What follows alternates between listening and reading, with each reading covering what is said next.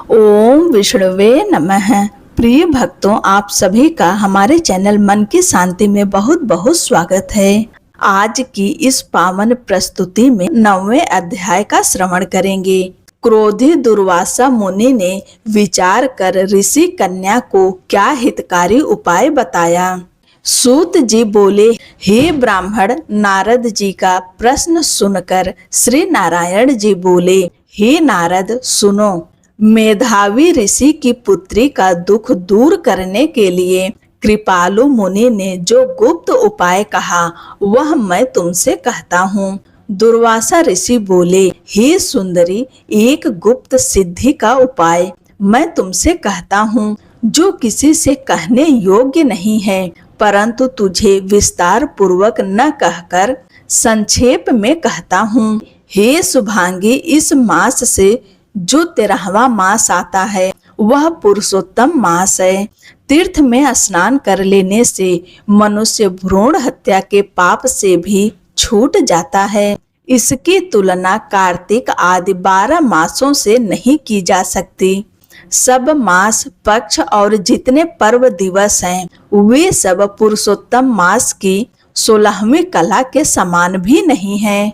वेदों में जितने साधन और जितने परम पद प्राप्ति के उपाय कहे गए हैं वे भी उसकी 16वीं कला के बराबर नहीं है। 12,000 वर्ष तक गंगा स्नान करने से और सिंह राशि के बृहस्पति में गोदावरी में एक बार स्नान करने से जो फल मिलता है, हे सुंदरी, वही फल केवल एक बार पुरुषोत्तम मास में स्नान कर लेने से प्राप्त हो जाता है। श्री कृष्ण के इस प्रिय पुरुषोत्तम मास में स्नान, दान, जप आदि करने से ही सब मनोवांछित फल प्राप्त होते हैं। इसलिए तुम शीघ्र ही पुरुषोत्तम मास की आराधना शुरू कर दो। मैंने भी इसी की आराधना और स्नान पूजन किया है। वे बोले, एक समय की बात है कि मैंने क्रोधित होकर राजा अम्बरीश को भस्म करने के लिए कृत्या नाम की राक्षसी भेजी थी। तब हरि भगवान ने अपना तेजोमय जलता हुआ चक्र मुझे ही भस्म करने के लिए मेरे पीछे भेज दिया, परंतु मेरे पुरुषोत्तम मास का व्रत करने से सुदर्शन चक्र वापस चला गया। हे सुंदरी, उस चक्र में त्रिलोकी को भस्म कर देने की शक्ति है, परंतु वह मेरा कुछ भी नहीं बिगाड़ सका। इससे मुझे बड़ा आश्चर्य हुआ। हे शुभे, इससे तुम श्रीमद् पुरुषोत्तम मास महात्म को समझो और इसकी आराधना, स्नान और पूजन करो। तुम्हारे दुर्भाग्य के दिन फिर जाएंगे। इतना कहकर वे चुप हो गए। युधिष्ठिर भगवान श्री कृष्ण की तरफ ऐसे देखने लगे मानो पूछ रहे हों कि तब ऋषि कन्या ने क्या कहा। तब श्री कृष्ण भगवान बोले, हे युधिष्ठिर, दुर्वासा के वचन सुनकर होनहार के वश में वह मूर्ख मुनि कन्या मन में क्रोध करके मुनि श्रेष्ठ दुर्वासा से बोली, हे ब्राह्मण, हे मुनिवर, आपका कथन मुझको अच्छा नहीं लगा। क्या माघ आदि मास निरर्थक हो गए? क्या कार्तिक मास का महत्व कम हो गया? यह समझाकर बताइए। क्या वैशाख मास इच्छित फल नहीं देता? क्या सदा शिव से लेकर जितने देवता हैं वे आराधना करने से अच्छा फल नहीं देते? पृथ्वी पर सूर्य देवता जिनका हम प्रत्यक्ष दर्शन कर सकते हैं, उनकी अपेक्षा पुरुषोत्तम मास की प्रशंसा करते हुए क्या आपको लज्जा नहीं आई? यह मलिन मलमास तो सब कर्मों में निषिद्ध है। हे मुनि, सूर्य संक्रांति रहित मलमास को आप श्रेष्ठ कैसे कह सकते हो? मैं सब दुखों से पार करने वाले श्री हरि को जानती हूँ। हे गुरुदेव, मैं दिन रात विचार करके यह देखती हूँ कि जानकी पति श्री राम और पार्वती पति शंकर से बड़ा अन्य कोई वीर नहीं है जो मेरा दुख दूर कर सके। हे विपेंद्र, हे मुनि, मैं इनको छोड़कर मलमास की क्यों पूजा और आराधना करूं? इससे पहले कभी किसी ने मुनि दुर्वासा की सलाह का निरादर नहीं किया था और न कोई इस तरह बोला था। फल स्वरूप ऋषि पुत्री के मुख से यह सुनकर क्रोधी मुनि का शरीर क्रोध से जलने लगा, नेत्र लाल हो गए। तो भी दयालु होकर मुनि ने अपने मित्र की पुत्री को श्राप नहीं दिया और वे सोचने लगे, यह मूढ़ बुद्धि अपना हित अहित नहीं जानती। जब पुरुषोत्तम महात्मा को पंडित लोग भी नहीं जानते तो फिर कम बुद्धि वाले पुरुष और विशेषकर कुमारी कन्या कैसे जान सकती है। इसने मेरा अपमान तो अवश्य किया, परंतु यह बिना माता पिता की अनाथ बालिका दुखी रूपी अग्नि से तप्त है। यह मेरा अत्यंत उग्र श्राप कैसे सहन करेगी। अतः इसे क्षमा करके इसके हाल पर छोड़ देना ही उचित होगा। यह सोचकर मन में दया आने के कारण क्रोध को दूर करते हुए मुनि शांत चित्त होकर उस कन्या से बोले, अरे अबोध बालिका, मित्र की कन्या होने के कारण मैं तुझ पर कुपित नहीं हूँ। तुझे जो अच्छा लगे वह कर, पर मैं तुझे कुछ भविष्य की बात बता रहा हूँ, इसे सुन। तूने जो पुरुषोत्तम मास का निरादर किया है उसका फल तुझे अवश्य मिलेगा, चाहे इस जन्म में मिले या अगले जन्म में। अब मैं नारायण के आश्रम बद्रीनाथ धाम को जाता हूँ। हे भामिनी, तू अपने अलहड़ स्वभाव के कारण अपना भला बुरा नहीं सोच सकती। मेरा यहाँ बहुत समय बीत गया, शुभ अशुभ होनहार को कोई मिटा नहीं सकता। मैं जा रहा हूँ, तेरा कल्याण हो। श्री कृष्ण जी बोले। ऐसा कहकर महाक्रोधी तपस्वी मुनि दुर्वासा वहां से तुरंत चले गए। पुरुषोत्तम मास का अनादर करने के कारण वह कन्या क्षण भर शांत रही। उसने विचार किया कि मैं तत्काल फलदाता पार्वती पति शिव शंकर की तपस्या द्वारा आराधना करूंगी। हे राजन, मेधावी ऋषि की पुत्री मन में ऐसा निश्चय करके अपने आश्रम में रहकर शिव जी का महान कठिन तप करने को तैयार हुई। वह बाला मुनि के प्रबल वचन त्याग कर समस्त फल देने वाले लक्ष्मी नारायण की उपासना को छोड़कर तथा सावित्री पति ब्रह्मा को छोड़कर केवल शंकर जी की पूजा करने लगी। अब आप सब अगले अध्याय में सुनेंगे ऋषि पुत्री का घोर तप तथा शिव का उसे 5 पति होने का वर देने का वर्णन। इसी के साथ अब आप सब सुनिए भगवत गीता का यह महात्म्य। भगवान श्री विष्णु कहते हैं, हे देवी, अब सब लोगों द्वारा सम्मानित 5वें अध्याय का महात्म्य संक्षेप में बताता हूँ। सावधान होकर सुनो। मध्य देश में पूर्व नामक एक ब्राह्मण रहता था। ब्राह्मण के विख्यात वंश में जो सर्वप्रथम निष्कलंक होकर उत्पन्न हुआ था, किंतु अपने कुल के लिए उचित वेद शास्त्रों के स्वाध्याय को छोड़कर ढोल आदि बजाते हुए उसने नाच गाने में मन लगा लिया। गीत, नृत्य और बाजा बजाने की कला में परिश्रम करके पिंगल ने बड़ी प्रसिद्धि प्राप्त कर ली और इससे उसका राजभवन में भी प्रवेश हो गया। धीरे धीरे अभिमान बढ़ जाने से वह एकांत में राजा से दूसरों के दोष बताने लगा।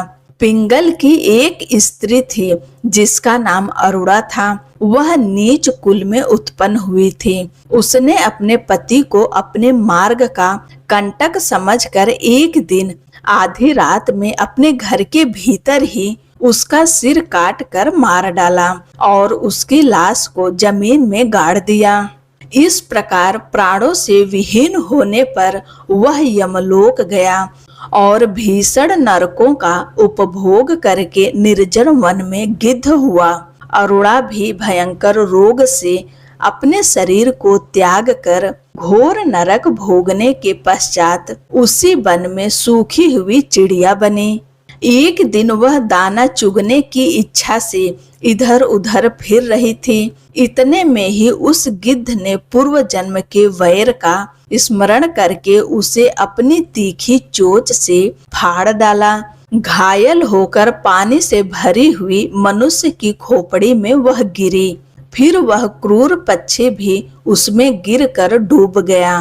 तब यमराज के दूत उन दोनों को यमलोक ले गए।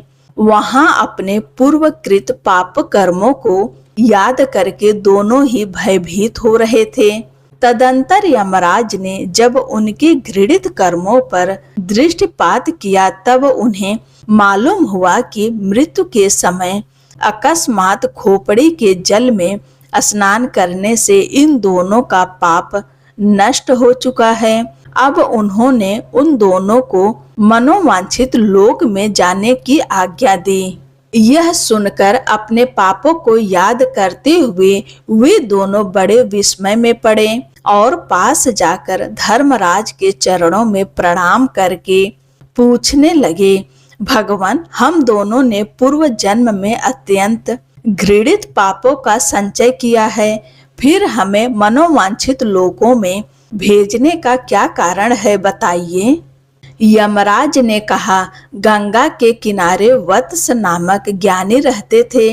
वे एकांत सेवी, ममता रहित, शांत, विरक्त और किसी से भी द्वेष न रखने वाले थे।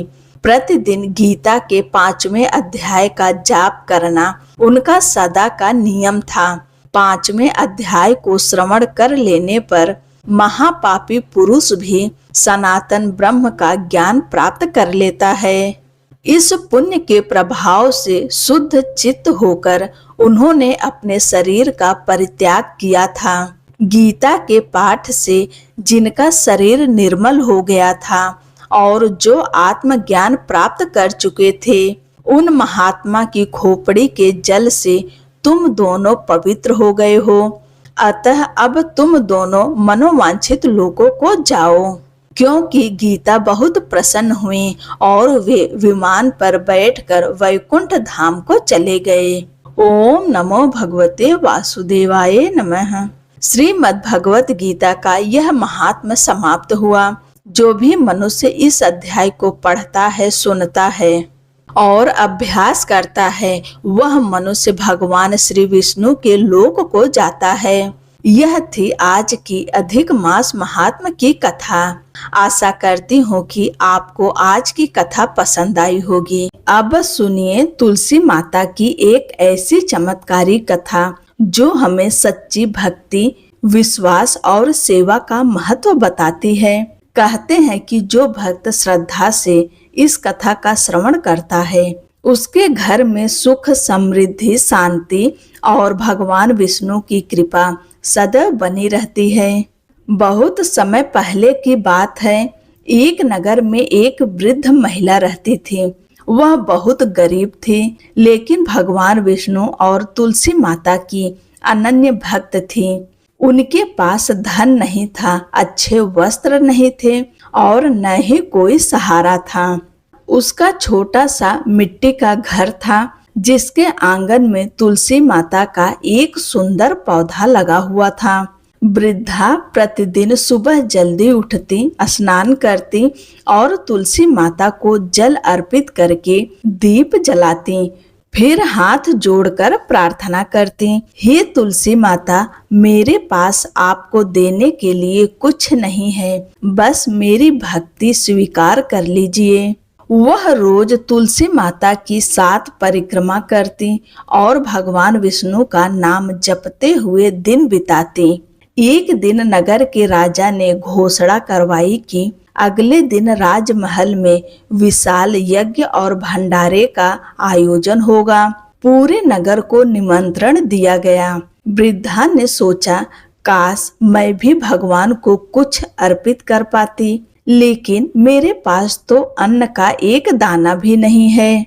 उस रात वह बहुत दुखी होकर तुलसी माता के सामने बैठ गई। उनकी आंखों से आंसू बहने लगे। उन्होंने कहा, हे माता, मैं निर्धन अवश्य हूँ, लेकिन मेरे मन में भगवान के लिए सच्चा प्रेम है। इतना कहकर वह वहीं सो गई। रात में तुलसी माता ने उसे स्वप्न में दर्शन दिए। माता ने मुस्कुराते हुए कहा, बेटी, कल सुबह मेरे नीचे की मिट्टी में तुम्हें एक स्वर्ण मुद्रा मिलेगी। उसे लेकर भगवान के लिए भोग बना देना। सुबह होते ही वृद्धा ने वैसा ही किया। तुलसी माता के पास मिट्टी हटाते ही उसे सचमुच एक चमकती हुई स्वर्ण मुद्रा दिखाई दी। वृद्धा के खुशी का ठिकाना न रहा। उसने उस मुद्रा से थोड़ा आटा, घी और गुड़ खरीदा और प्रेम से भगवान के लिए प्रसाद बनाया। जब वह राजमहल पहुंची तब वहां बड़े बड़े धनी लोग सोने चांदी के थालों में भोग लेकर आए थे। वृद्धा संकोच में एक कोने में खड़ी हो गईं। तभी अचानक यज्ञ की अग्नि शांत हो गई। अनेक प्रयासों के बाद भी अग्नि प्रज्वलित नहीं हुई। सभी पंडित और विद्वान आश्चर्यचकित थे। उसी समय आकाशवाणी हुई, जब तक सच्चे प्रेम और भक्ति से लाया गया भोग भगवान को अर्पित नहीं होगा, तब तक यह यज्ञ पूर्ण नहीं होगा। राजा ने पूरे सभा में पूछा, क्या यहाँ कोई ऐसा भक्त है जो सच्चे प्रेम से भगवान के लिए कुछ लाया हो? तब वृद्धा डरते डरते आगे आई और उसने अपना छोटा सा प्रसाद भगवान को अर्पित कर दिया। जैसे ही भगवान को वह भोग लगाया गया, यज्ञ की अग्नि स्वयं प्रज्वलित हो उठी। पूरा राजमहल दिव्य प्रकाश से भर गया। उसी क्षण भगवान विष्णु और तुलसी माता वहां प्रकट हुए। भगवान बोले, हमें धन का नहीं, भक्त के प्रेम और श्रद्धा का भूख है। इस वृद्धा की सच्ची भक्ति ने हमें प्रसन्न कर दिया। राजा सहित सभी लोगों ने वृद्धा को प्रणाम किया। भगवान ने आशीर्वाद दिया, आज से तुम्हारे घर में कभी अन्न और धन की कमी नहीं होगी। धीरे धीरे वृद्धा का जीवन सुख और समृद्धि से भर गया, लेकिन उसने कभी अपनी भक्ति और विनम्रता नहीं छोड़ी। प्रिय भक्तों, भगवान को सच्चा प्रेम और श्रद्धा सबसे प्रिय है। तुलसी माता की पूजा करने से घर में सकारात्मक ऊर्जा आती है। भक्ति दिखावा की नहीं, बल्कि सच्चा भाव महत्वपूर्ण होता है। भगवान कभी अपने सच्चे भक्तों का साथ नहीं छोड़ते। प्रेम से बोलिए तुलसी माता की जय। भगवान श्री हरि विष्णु की जय।